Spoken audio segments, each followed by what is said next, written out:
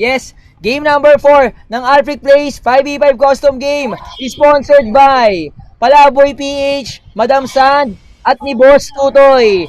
Ano yung mga premyo na naghihintay para sa mga players na naglalaro ngayon? Galing po kay Madam Sands, 250 pesos GCash sa magiging winning team natin. At syempre galing sa sponsor na si Boss Tutoy, 250 pesos GCash din para sa winning team. So mga idolo, ang ibig sabihin kapag nanalo kayo sa game number 4, tumataginting na 100 pesos GCash agad.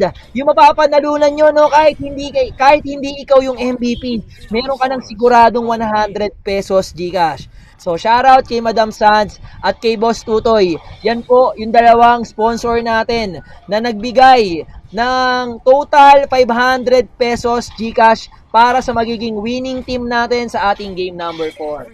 So ito na ang mga players na naglalaro ngayon para sa ating blue side. Franz Adan, Iron Mas, Yawi ni Ace, si Aizen at si Wee mula sa blue team. Sa red side naman, si Ja, Sami.com, Chuwapal, Rainer05 at si Boss Alva. Ito na mga idol.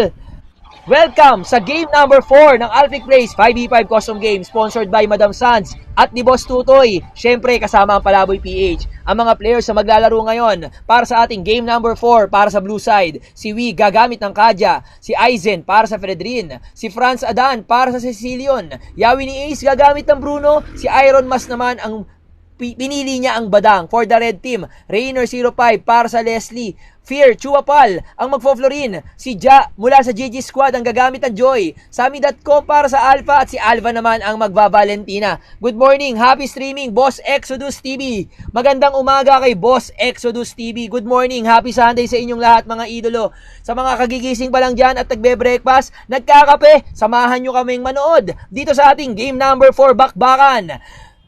Dito sa loob ng damo, matatagpuan nila si Fredrin. Available yung kanyang appraisal rat. Ayan mga eyeball, binitawan pero hindi tumama. Napaganda yung takas ni Fear Chuwapal. And yung turtle available na. Mga idolo mukhang hindi na ilalaban. Ang nakakuha ng turtle natin yung Badang. Nagkamali ng retry, nagkamali ng tansya, pero may mabibigyan. Double kill para kay Tito mo Badang. Iron Mas para dito sa kanyang Badang mga eyeball. Naka-quantum charge ang kanyang emblem habang yung ating Joy nagpa-farm na lang muna, hindi siya lumaban, no? Medyo pulado siya sa pagkakataon na yun, kaya pinabayaan na lang niya na mag-turtle. Yung mga kasama niya, pero may flicker in para kay Iron Mas. Kita nyo naman yung ginagawa ng ating Badang. Pinapahirapan yung ating Joy na gamit ni Tutoy. Nice one, Badang, sabi ni Anid Moa. Ayan, Badang, Iron Mas, pinagdadasal namin na ikaw na yung kauna-unahang bubugbog kay Tutoy gamit ang kanyang Joy. Mga idolo, yung Joy ni Tutoy, Philippines Joy yan. So kapag binugbog yan ng Badang, asar talaga malalayan mga idolo, no? Tinalo ng Badang sa XP lane ang Tutoy ni Joy. Sami.com, mukhang papasok si Alpha, hindi tumama, nahatak, Divine Judgment para kay Kadya. Naku po, yung Fredrin natin tumotot, appraiser's rat binitawan, nawala sa ating mapa. Naku po, masyadong malalim si Ja. Anong gagawin? Nandito na yung Kadya. Naku, hindi mo yan base, Tutoy. Anong gagawin mo? Tumayo na lang si Tutoy. Wala na yata siyang takas dahil Divine Judgment ginamit na rin ng ating Kadya. Laging may bagong mods, sabi ni Che.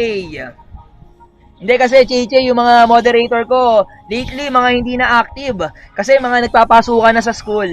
So, mayroon tayong mga bagong moderator dyan para humalili pansamantala. Dahil syempre, hindi naman kayo laging available at alam ko, meron kayong mga kanya-kanyang buhay.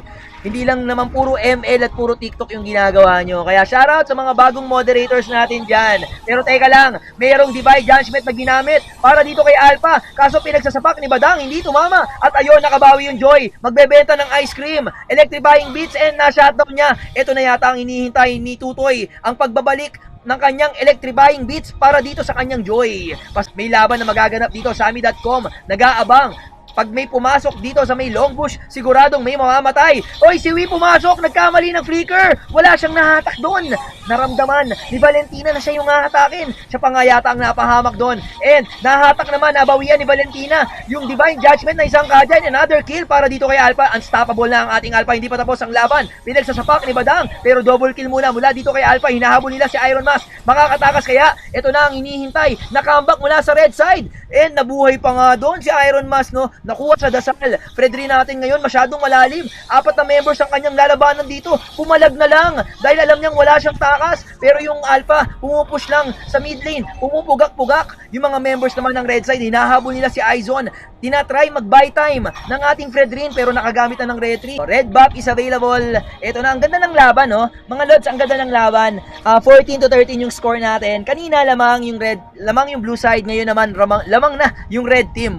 Ba't nila hinahabol si Fredrin? Dapat nag-push na lang. Yun nga yung ginawa ng Alpha. Hindi sila sinamahan ng red side. Hinabol na lang nila yung Fredrin tapos ayun, nakatakas ang Fredrin. At si Jan, nagba-buy time. Itatry i-cut yung mga minion waves pero yung Lord, masyadong makunat yung Lord. 29,000 yung buhay ng ating Lord. At eto mga idolo, level 29 minutes into the game. Papalo ba to? Yes, papaluin. Tingnan nyo naman kung gaano kalakas yung Lord. Isang palo, kalahati yung buhay. Mukhang endable na para sa magkabilang kuponan. Mukhang ang mananaig dito. Isang comeback Israel para sa ating blue team. Si Cecilion is real, pero si Leslie ayaw pumayag. And that's it mga lods. Masyadong malakas yung ating Cecilion. Mga idolo, sobrang late game na. 30 minutes yung ating laban. Shoutout sa 328 million viewers. Magandang umaga. Shoutout sa inyo. Happy Sunday sa ating lahat mga eyeball. Welcome sa game number 4 result ng ating 5v5 custom game.